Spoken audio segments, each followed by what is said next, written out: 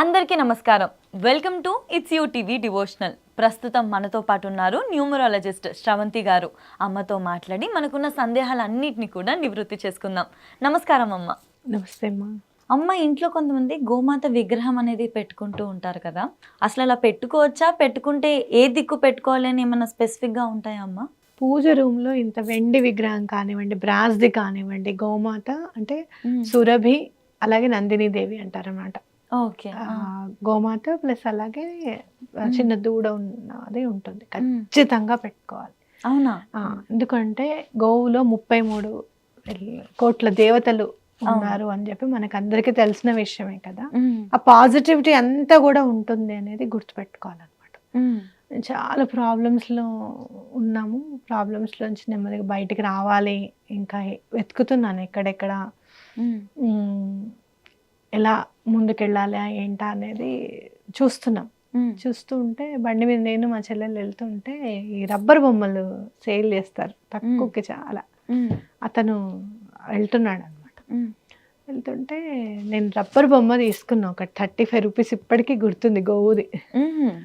పెద్దదేమో 105 ఎంత చెప్పాడు, అంత లేదులే అని 35 రూపీస్ది చిన్నది కొన్నా. ఈ రోజుకి మా ఇంట్లో ఉంది, గోమాతదే. తీసుకొచ్చి ఇంట్లో పెట్టాను. నాకు చాలా డిఫరెన్స్ అనిపించింది తర్వాత. అంటే ఏది చెప్పినా ఇది తెచ్చాక డిఫరెన్స్ ఉంది, అది తెచ్చాక డిఫరెన్స్ ఉంది అని అంటారు. కానీ అసలు డిఫరెన్స్ అనేది స్టార్ట్ అవటం మాత్రం గోమాత వల్లనే అని ఖచ్చితంగా చెప్పుకోవచ్చు. మీరు ప్రతి అమావాస్యకి గోశాలకు వెళ్ళి దండం పెట్టుకోండి, వెళ్ళి అక్కడ కూర్చొని మహాలక్ష్మి అష్టకం చదవండి. 3 అమావాస్యలు అయ్యేటప్పటికి 4వ అమావాస్యకి ఖచ్చితంగా బంగారం కొంటారు. అవునా? కొంటారు. డబ్బు అనేది పోగేయడం అనేది స్టార్ట్ అవుతుంది అమావాస్యలకి. మీరు గోవు పాట వింటే గనక మామూలుగా భర్తనిట ఆగండి అని విసుక్కుంటే 3 నెలల పాప అంటది. చాలా మహాపాపం అనమాట భర్తను విసుక్కుంటేనే. అవునా?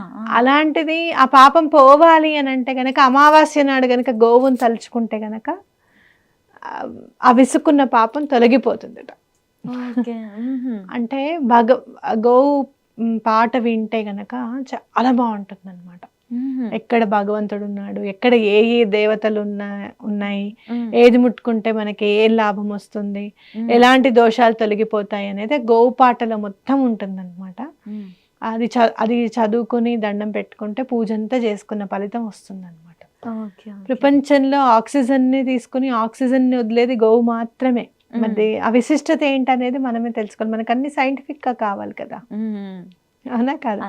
అన్ని ప్రూవ్ అయినాయి కదా ఇప్పుడు. సో తప్పకుండా గోవుని ఆశ్రయించడం అనేది చాలా ఇంపార్టెంట్.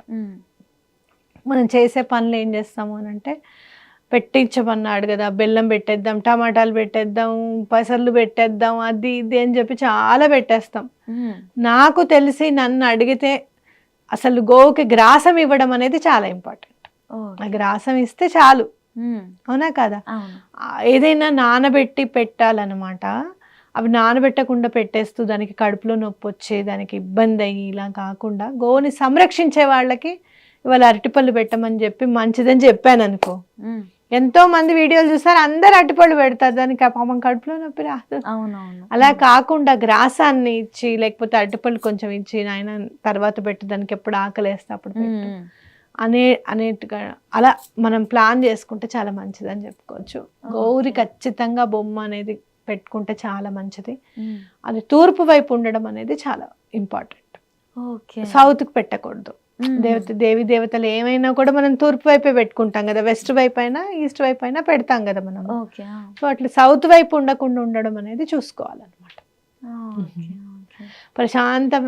మీరు గోవు బొమ్మను చూడండి, చాలా ప్రశాంతమైన చిత్తం ఏర్పాటు అవుతుంది. కాసేపు దాన్ని చూస్తే మెడిటేషన్ అనేది మీకు అర్థమైపోతుంది, అలా చూస్తూ ఉండాలనిపిస్తుంది. గోవు దగ్గర ఆరా కూడా చాలా బాగుంటుంది, డివైన్ ఆరా అంటాను చూసావా, అది మనకి అర్థమవుతుంది అనమాట. డివైన్ ఆరా అనేది తప్పకుండా అది అనుభవించాల్సింది, అది ఏంటనేది తెలీదు. అలాగే గోవు దగ్గరికి వెళ్ళిన తర్వాత గోవు కింద నుంచి వస్తారనమాట వంగి. అలా చేస్తే కూడా పాపాలన్నీ కూడా తొలగిపోతాయి, మనకున్న నెగటివ్ ఎనర్జీ కూడా తొలగిపోతుందని ఖచ్చితంగా చెప్పుకోవచ్చు.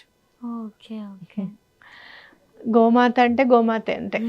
వెళ్ళి ఆ ఎనర్జీ అనేది అనుభవించాల్సిందే కానీ మాటల్లో చెప్పడానికి అంత క్లియర్గా రాదేమో అనిపిస్తుంది నాకు. అదే అదే. అలా నా జీవితంలో మాత్రం చాలా మార్పుని తీసుకొచ్చిందని చెప్పచ్చు. ఇంట్లో విగ్రహాలు పెట్టుకుంటే ఇప్పుడు గోమాత విగ్రహం అని అడిగాను కదమ్మా. ఇంట్లో విగ్రహాలు పెట్టుకుంటే కొంతమంది భయపడతారు.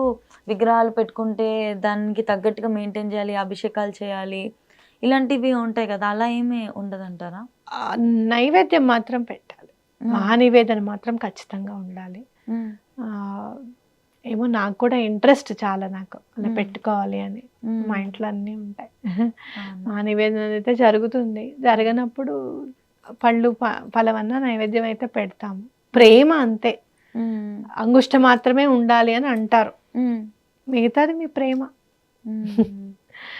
అభిషేకాలు అవన్నీ కుదరకపోతే నైవేద్యం వరకైనా పెట్టుకొని మనం ప్రేమ. మారుతున్న కాలాన్ని బట్టి కొన్ని రూల్స్ అండ్ రెగ్యులేషన్స్ కూడా కొన్ని కొన్ని మారుతాయి అని చెప్పచ్చు, నాకు అనిపిస్తుంది అట్లా. అంతే అంతే. కాకపోతే ఏంటి అని అంటే నిష్ట ఉండాలి. పీరియడ్స్ వచ్చినప్పుడు తగలకుండా చేయకుండా, గాలి కూడా తగలకుండా పక్కన కూర్చోవడం, ఇలాంటివన్నీ చెయ్యాలి విగ్రహాలు ఉంటే కనుక. లేదు అంటే ఏదైతే నెగటివ్ ఎనర్జీ మనం ఇస్తామో అదే వస్తుంది మన దగ్గర. అంతే కదా, నువ్వేమి ఇస్తావో అదే నీ దగ్గరికి వస్తుందని అంటున్నాం కదా. అవును. సో నెగటివ్ అనేది ఏది లేకుండా చూసుకోవాల్సిన బాధ్యత మన మీద ఉంది అనేది గుర్తుపెట్టుకోవాలి. Okay okay. చక్కగా రోజు పూజ చేసుకునే వాళ్ళు చేసుకోవచ్చు. లేదు అని అనుకుంటే ప్రతి అమావాస్యకి గోశాలకు వెళ్ళి, గోశాలకు వెళ్తే మంచిది చాలా. ఎలాంటి పాపమైనా కూడా తొలగిపోతుంది. అయితే పశ్చాత్తాపం ఉండాలి. ఏదైనా పాపం చేసాము ఎలా దండం పెట్టుకోవాలి, ఇంకెప్పుడు చేయము ఆ తప్పు అని పశ్చాత్తాపంతో కూడిన దండం పెట్టుకోవాలి మనం. అవునా కాదా? లేదంటే ఏముంటుంది, మళ్ళీ పాపం చేసేద్దాం, మళ్ళీ అమావాస్యకు గోశాలకు వెళ్ళిపోదాం అన్నట్టు ఉండకూడదు కదా. అవునా కాదా? అలా మనం రెక్టిఫికేషన్ అన్నమాట. మిస్టేక్ అందరూ చేస్తారు. Rectification is important, prevention is mandatory. డెఫినెట్‌గా, ఖచ్చితంగా. అదే. ఓకే అమ్మా. అక్కడ చదవవలసిన స్తోత్రం ఏంటని చెప్పారు? ఆ గో పాట అంటే వచ్చేస్తుంది మీకు గూగుల్లో, ఇన్ ఎనీ లాంగ్వేజ్. ఇంకా స్తోత్రాలు అవేం లేదు, ఇది ఒక పాట గో పాట వింటే చాలా మంచిది. మంచిగా ఎవరైనా కూడా పిల్లలు కూడా వెళ్ళి మహాలక్ష్మి అష్టకం చదువుకుంటే కూడా చాలా మంచిది. గో అంటే చాలా ఇష్టం, లక్ష్మి. గో అంటే పూర్వం అంటే వే బ్యాక్ మా అమ్మ అప్పుడు వాళ్ళకి కూడా కాదు, మా అమ్మమ్మ అప్పుడు వాళ్ళకైతే గోవుని దూడని పంపించేవారు పెళ్లి చేసి పిల్లతో. అవునా? సో అంటే లక్ష్మి అన్నమాట, తోడు, మనకి తోడు. ఇంకా సో బాగా ఉంటుంది అంటే మహాలక్ష్మి అష్టకం చదువుకుంటే చాలా బాగా కలిసి వస్తుంది. ఖచ్చితంగా అమ్మా, చాలా బాగా చెప్పారు. ధన్యవాదాలమ్మా. నమస్తే.